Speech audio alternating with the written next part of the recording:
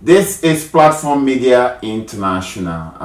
My name is Joe Ehizoda, as usual, presenting, and we are in the community event, social services to the community where we operate from. I have in the studio tonight my very good friend, Christelle Fotsing, originally from Cameroon, based in Whatcom County in Bellingham in the United States. Christelle has been involved in early childhood education, and lately she's a fashion designer and uses fashion to send a statement about how to help people who are marginalized and suffering. And of course, is sending this help and assistance to Africans who are finding it difficult to have 3 square meals in a day. With that, I welcome Christelle Fotsing to the studio. Welcome, Christelle. Thank you, Joe. Well, PMI took interest in your activities because we heard about your company that you formed. First of all, let us talk about your stay in British Columbia before you moved out to Whatcom County in Bellingham, United States. While you were in Surrey in British Columbia, you were involved in early childhood education, correct? Yeah. And thereafter you moved over to Bellingham. But all the things that I read that you'll be doing, that I know that you're doing, all is centered about giving assistance to people who are in need of it. Helping children, helping Africans who are suffering, and using fashion and that. So what's driving you to do this? I actually do it out of passion. Okay. And I think what really fueled me is the passion I have and the love I have for humanity, the love I have for people, because I always wanted to help.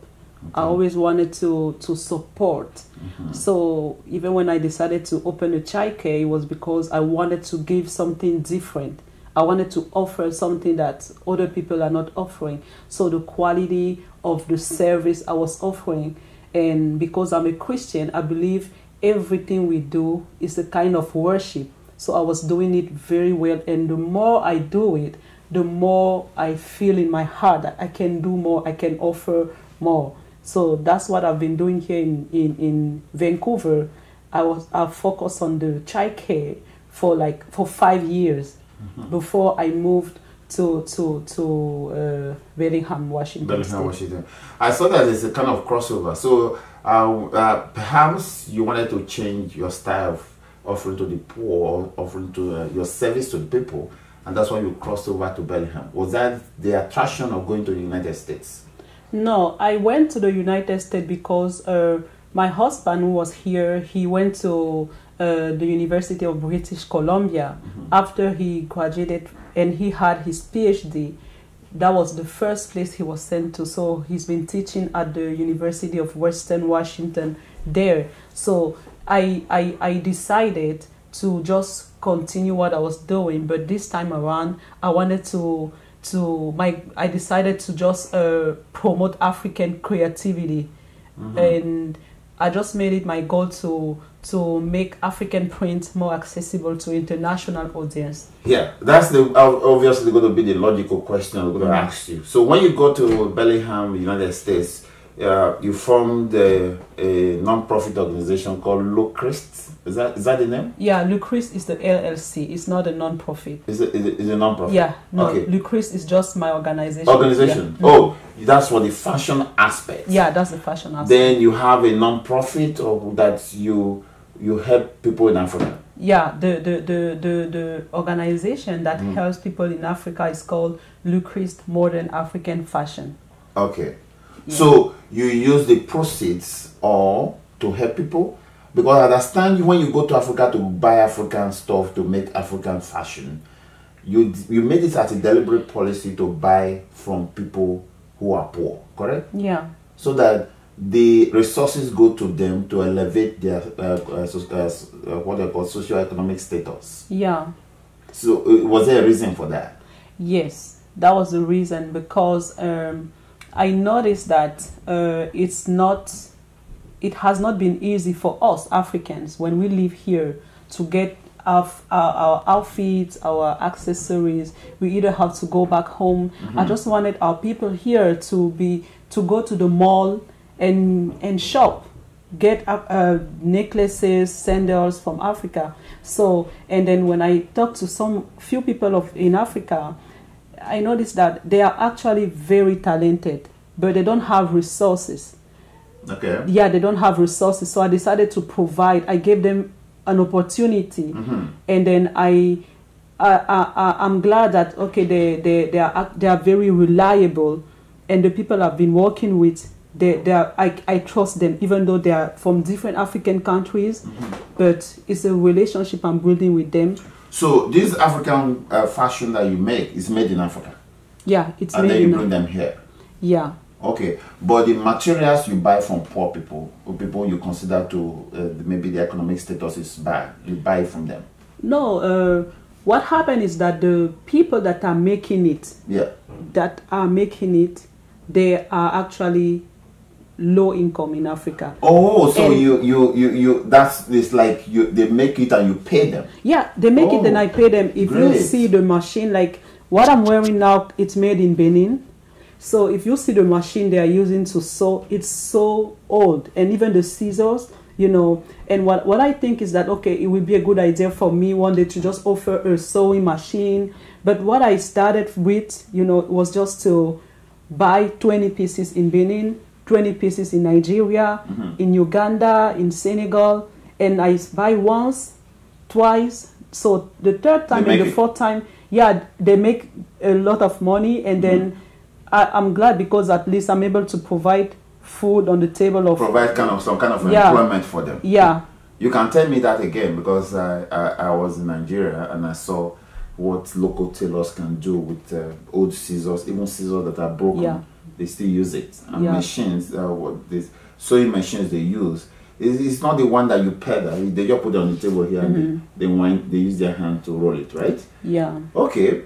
So, and I also understand that you're also using this, so you have what is called Miss Ebony Africa in Belgium. It's a kind of beauty pageant. Yeah. For Africans or Africans in diaspora. Yeah. Okay. So how's it been with that?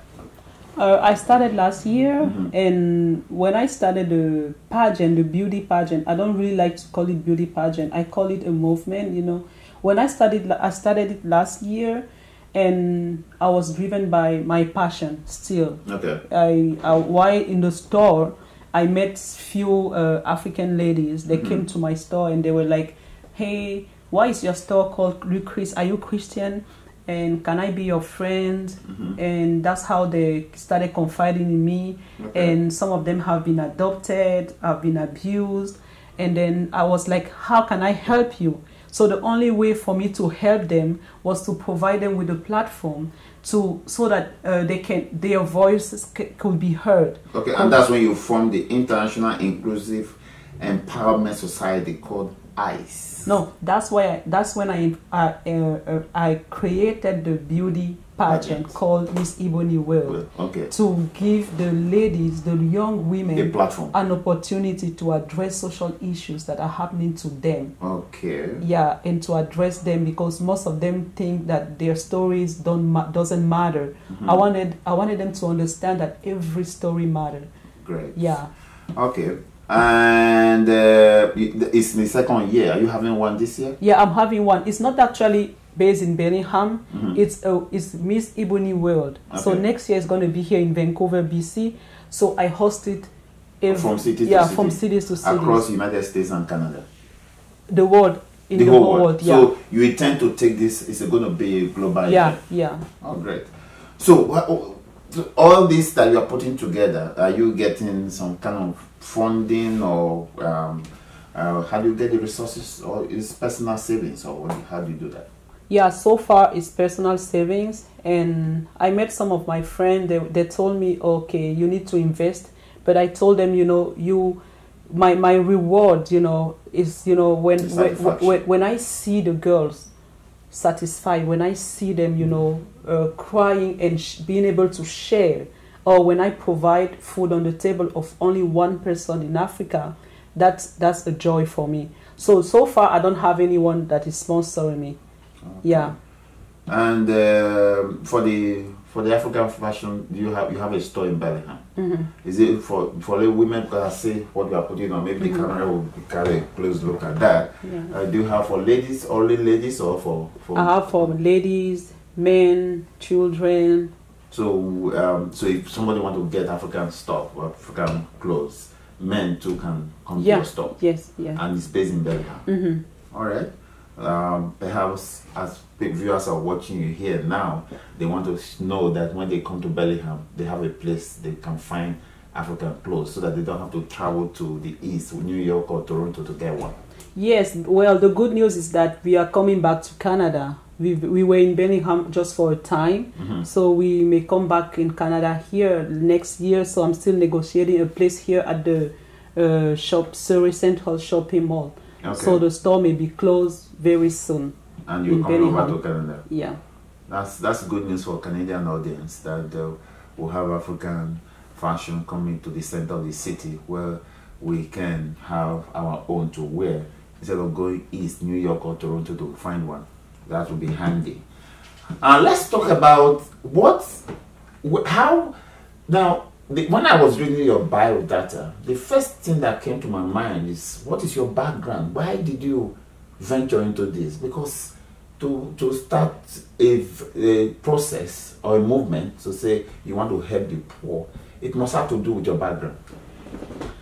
Yeah, it has a lot to do with my background, because when I was young, my mom will always, when we come back from school, she will, because we were always going to school, she would drive us to school. We couldn't walk. She would always give us everything. We had maids, and then she would always pick, even though we had maids, they would always pick the mad people from the street and sit them with us in the car. And we were always angry. My mom would tell us that, okay, you know what, when you go home, give him a shower, give him your clothes. And she would tell to my brother, give him a shower, give him your clothes. And to me, to the mad ladies, she would tell me to shower them and give them clothes. And care for them. Yeah, she was always doing that. She would always pick people from the street, handicap, and take care of them, invest her own money. And that's how we grew up. So you're cheap of the old block. Yeah. So that's why here I can't see myself not doing it. I have to do it, because, you know, it's actually a blessing. Okay. Yeah. So if African girls want to contest, maybe participate in Miss Ebony World, what is the process? Yeah, so they have to be African descent or have an African parent, like 50%, and Caribbean. It's for black people. Okay. It's for black people, and they have to be from 17 years old to 36 years old. 36 years old. And I just want to encourage them to, you know, speak up, come out, use the platform I'm giving them to speak on social issues or being a role model. And I want to advance the status of the young African lady or of the young black woman. The contestant, must it be single girls or people who are also have a heart, that have had children too? Can they contest? Yeah, I had one. Yeah, they can contest. Yeah. Any vital statistics that qualifies them? Must they be? They have to be physically fit and all that, and then they shouldn't be pregnant, of course, because they have to be busy working, volunteering. And the contestant will have to on that day wear African clothes. Yeah, we have the talent, we have the African haute couture, we have the African typical village girl outfit, we have the Western gown, and we have the platform where they speak about their life. That's their testimony. Okay. So if they want to reach out to you, maybe they call me to say, well, want to be part of that Miss Ebony pageant. Yeah. I'll ask them to reach out to you, correct? Yeah. Okay. They can reach out to me. All right. So, well, that's Christine Patricia Fotsing. Is that correct? Yeah, Christelle Patricia Fotsing. Okay. The owner of Miss Ebony World and also a fashion designer based in Bellingham, Washington, United States. and also owner non-profit. of a non-profit that want to help the poor in Africa by giving them employment and putting food on their table. I want to thank you for your humanitarian efforts. And I also want to thank you for coming to the program, and I wish you the best of luck. And I hope we'll see you maybe in the forthcoming years. Platform Media will give you all the support to see how you have a platform to let people know what you are doing. Yeah. All right. Well, viewers, that's community event. Of course, for the guests who are interested in having the Miss Ebony Award, you can reach us. We'll have to direct you to Christelle, and all those from Africa take interest in this movement that she's creating. It's our own, and she has to be encouraged. I'm yours sincerely, Joe Ehizode, asking you to tune into PMI community event. Meet us on Facebook, Twitter, and Instagram. With that, I say have a happy night rest. Bye-bye.